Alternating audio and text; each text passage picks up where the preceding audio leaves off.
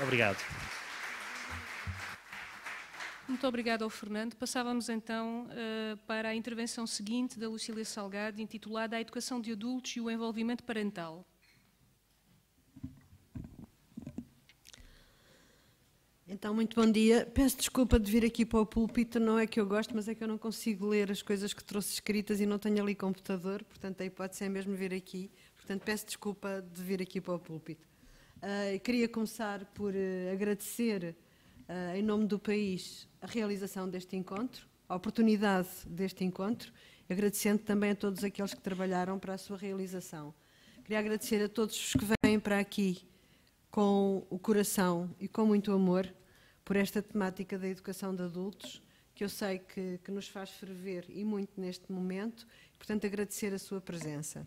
Vou tentar ser rápida, não sei se caberei. Eu dou-me melhor com os lenços dos namorados do que aqui com as tecnologias. Vamos lá ver se eu consigo.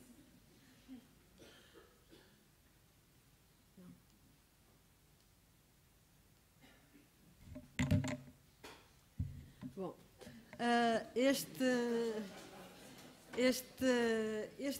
o problema que eu gostava aqui de apresentar, ou melhor, a ajuda à resolução de um problema, vem cruzar algumas problemáticas do campo educativo em Portugal, alguns problemas que existem em Portugal e pegar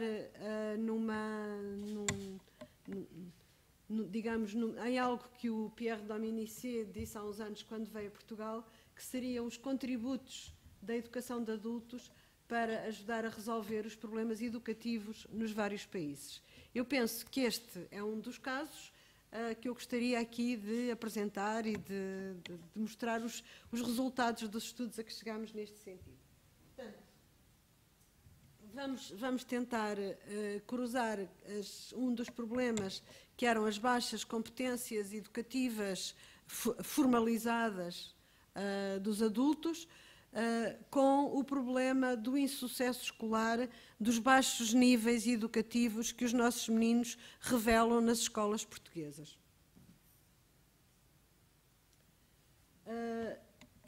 Portanto, uma procura de resposta a esta dupla preocupação em Portugal, portanto, do insucesso, da morbilidade, do abandono escolar e daquilo que a educação de adultos pode ajudar a aumentar as qualificações, não só dos próprios adultos, mas dos filhos ou dos netos ou daqueles com quem na sociedade trabalharemos neste sentido. Rapidamente, os trabalhos da Ana Benavente, dos anos 80, já nos vêm dizer que o insucesso escolar é um fenómeno precoce, começa muito cedo, começa no primeiro ano de escolaridade, é um fenómeno seletivo, são sobretudo meninos de determinados meios sociais. Neste momento já é possível pensar que não é só um meio social, mas o que é que aquilo que no meio social é complicado. Neste momento serão com certeza problemas de ordem económica também, mas era sobretudo o baixo envolvimento educativo dos adultos na questão da escolarização e na questão da leitura e da escrita. E é um fenómeno massivo, são muitos, cerca de 60% das nossas crianças entra no segundo ciclo, não lendo, lendo mal, lendo lentamente, lendo com dificuldade, não gostando de ler ou não entendendo o que leem. Portanto, é um diagnóstico que não lhes ajuda a continuar depois a sua escolaridade. E passando ali, toda a gente diz que tem faltas de bases, ninguém reconhece que de facto não sabem ler, ou que não têm nível de leitura necessário para aguentar a escolaridade que lhes é oferecida, mas ninguém faz nada também. Pronto. E, portanto, é um fenómeno cumulativo. Quem repete tem tendência a repetir. Porquê? Porque não se resolveu o problema de partida. Portanto, no ano a seguir, quando uma pessoa repete, um miúdo repete, dá-se-lhe mais do mesmo, não se resolvendo, não se diagnosticando que, de facto, se calhar a criança não tinha aprendido a ler. E tudo isto acontece em Portugal devido, de facto, a este problema das baixas qualificações escolares dos adultos, dos pais destes meninos e da resposta inadequada que a escola dá a estes meninos. Digamos que a escola não responde a estas crianças, porque se realmente os pais não têm uma relação com a leitura e a escrita na família, seria preciso fazer isso em algum sítio, na escola, e portanto esta resposta é inadequada a estes meninos, mas tem a ver com a nossa história educativa. Portanto, nós somos o único país da Europa que de facto só tem os meninos todos na escola depois de 75. Depois de 75 é que foram criadas condições para todos os meninos irem à escola do primeiro ciclo. Até antes disso, como sempre, dizíamos que a escolaridade era obrigatória, mas nem todas as crianças iam, e isto não era sentido nas famílias. Isto fazia... Pronto. Eu também, quando nós começámos a refletir, eu durante algum tempo trabalhei em educação de adultos, aqui há uns 30 e tais, 40 anos quase.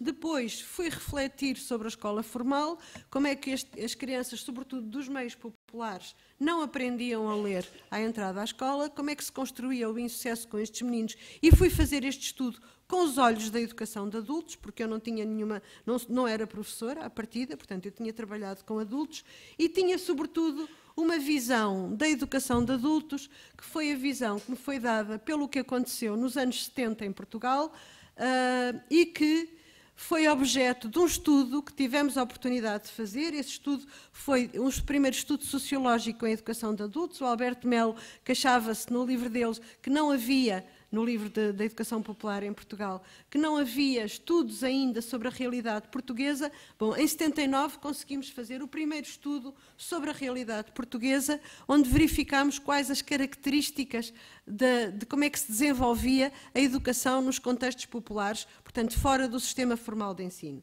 Portanto, a primeira característica é uma característica que eu acho que é muito importante relembrá-la hoje, porque é isso que nós temos andado a fazer quando falamos nos RVCCs. Portanto, que foi o de encontrar dinâmicas educativas inseridas nas práticas sociais. Portanto, o que aconteceu, as pessoas ao longo da vida não aprenderam, não desenvolveram as suas competências na escola, em sistemas formais de ensino, desenvolveram-nas na vida e na sua inserção em práticas sociais. Portanto, eu penso que este trabalho feito nos anos 70 de reconhecimento dos saberes adquiridos pelos adultos, pelas crianças, nas suas próprias comunidades, este reconhecimento feito no quadro da Direção-Geral de Educação Permanente, que tinha à frente Alberto Melo, e, portanto, eu aqui é mais um agradecimento que eu lhe faço ao seu trabalho ao longo destes anos no nosso país,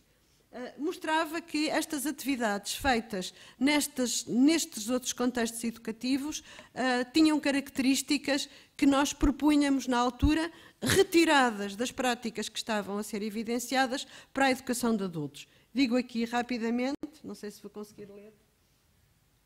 Pronto, primeiro, reconhecer as práticas educativas desenvolvidas no contexto social, depois aprender a partir do real, portanto não eram dadas teorias abstratas às pessoas, mas pretendia-se que aprendessem a partir do real. Utilidade social nas aprendizagens, quando se escrevia alguma coisa era com alguma utilidade, escrevia-se para pedir um caixote do lixo lá para a terra, escrevia-se à Câmara, fazia-se cartazes para explicar às outras pessoas na associação o que é que se tinha aprendido. E, além disso, portanto, eram sobretudo feitos com animadores, pessoas da terra, ou pessoas também de fora, mas que trabalhavam voluntariamente, a maior parte das vezes, nesses contextos educativos, e também eram em contextos institucionais que as pessoas dominavam. Por exemplo, nas associações, não é? Quando se vai para uma escola, quem é que manda nisto? São eles, são não sei quem, não se sabe muito bem quem é. O adulto que entra numa associação sabe perfeitamente quem é que lhe faz bem, quem é que lhes faz mal, a quem é que há de partir a cara ou a quem é que há de dizer obrigado. Pronto. Portanto, são estes os quadros comunitários que foram extremamente importantes para aquilo que nós hoje temos e que temos que continuar a refletir, não pensando que isto é uma perspectiva romântica que nós temos dos anos 70, não foi uma perspectiva romântica, foi um campo de construção de saber, romântica só aceito pelo amor que nós podemos ter a isto, que agora nos vem trazido pelos lenços dos namorados, mas são conhecimentos que foram produzidos nesse contexto através de estudos que já têm sido por várias vezes, até sobretudo para Alberto Melo, divulgados em Portugal e que é importante termos em conta para percebermos o que é que se passa hoje. para não ficarmos colados, como já foi aqui dito, às decisões do Estado, dos governos, etc., e para continuarmos numa linha de trabalho que se desenvolveu muito positivamente nos últimos tempos, com muita vontade das pessoas, com muito empenho das pessoas e que realmente hoje se pretende voltar atrás. Eu penso que nós temos a Sociedade Providência, como falava o Boaventura Sousa Santos, que pode continuar a responder e ao mesmo tempo a reivindicar aquilo que precisamos para este trabalho tão importante no nosso país. Então, aparece-nos então o sistema RVCC, não aparece por acaso, é uns anos mais tarde Alberto Melo que vem introduzir este sistema nesta sua velha linha de reconhecimento das competências dos indivíduos, de valorização e, com elas, permitir a certificação. Portanto, isto é um movimento que vai contracorrente à escola, a escola que domina o sistema educativo, a escola que estratifica socialmente, que confirma classes sociais, que inculca cultural e ideologicamente, portanto, estou a falar da sociologia dos anos 60, 70, que prepara as pessoas para um mercado do trabalho, isto é, para se forem filhas de elites, ocuparem os lugares altos, se forem filhos de trabalhadores, os lugares baixos, e é este sistema que vai aparecer diferente. E por isso ele é tão criticado e tão acusado pela escola e por aqueles que se promoveram através da escola e hoje têm cargos que, digamos, são cargos de que são socialmente e que não admitem. Veja lá, Sr. Ministro, tem que acabar com isto dos RVCCs, porque está a ver, agora o meu chofer vai ter mais habilitações que eu e já viu, ele até anda a falar em querer fazer um curso superior. Realmente, pronto. Portanto, este problema é um problema de mobilidade social que está a acontecer, é um problema político de fundo da sociedade, não é só de governantes que não percebem o que estão a fazer, é um problema político de fundo e nós temos que os perceber e ir buscar lá atrás realmente aquilo que já é o saber produzido pela educação de adultos em Portugal, quando trabalha nesta perspectiva, não de inculcar saberes na cabeça das pessoas que trabalham connosco, mas de ajudar a desenvolver as suas competências a partir da reflexão sobre as suas próprias práticas, como é, por exemplo, o caso dos lenços dos namorados.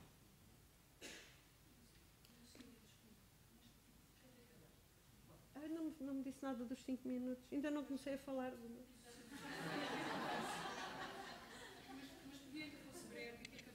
Está bem, eu vou acabar. Então vou ser muito breve. Pronto. Nessa altura nós pensamos, então, agora que com estes processos, cursos EFAS, educação de adultos, que entra nas famílias, entra a escrita nas famílias. E, portanto, isto deve trazer competências. Estes adultos, na sua relação com os filhos, devem ajudar a desenvolver as competências de literacia emergente, que é tão importante para aprender a ler. Portanto, algo se deve estar a passar. E mais, estes adultos que procuram para si uma certificação, passaram a dar agora uma nova importância à escola. E, portanto, estamos perante um novo fenómeno no país, que é de termos agora novas crianças que vão para a escola, novas crianças com pais interessados na sua educação, porque perceberam o que era a educação, e mais, que se envolvem em práticas escolares com eles. Pronto. Portanto, eram estes problemas identificados, baixo envolvimento na escolaridade dos filhos.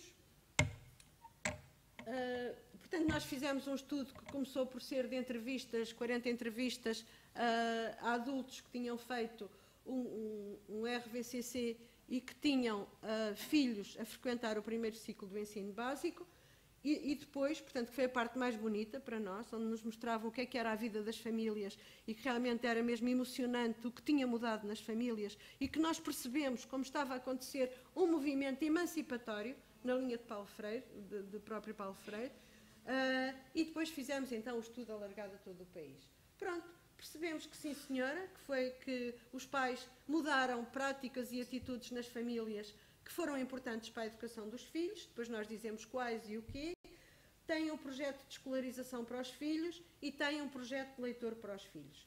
Portanto, aumentaram a sua autoeficácia. Eu agora sou capaz de falar com o professor, sou capaz de ir à escola, sou capaz de perceber o que é que o meu filho traz para casa, sou capaz de ver televisão com ele, porque se não souber explicar-lhe na altura, sei ir pesquisar.